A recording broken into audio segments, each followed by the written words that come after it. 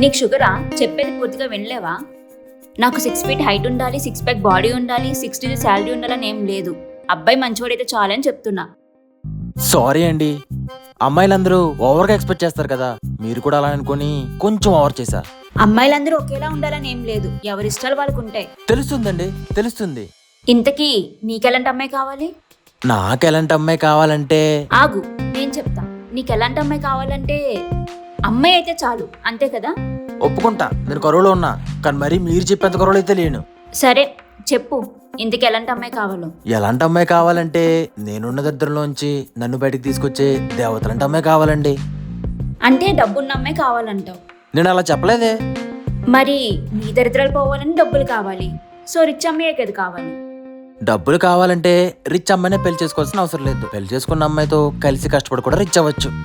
అబ్బో అవునా? అవును, మా అబ్బాయిలందరూ ప్రేమించిన అమ్మాయి పక్క నుండి నువ్వు చేయగలను సపోర్ట్ చేస్తే చాలు, లైఫ్లో ఏదో ఒకటి సాధిస్తాం. గుడ్. పెద్ద ఎదవ అనుకున్నా, కానీ బుర్రలో మంచి ఆలోచనలే ఉన్నాయి. నేను చెప్పానా ఎదవనని?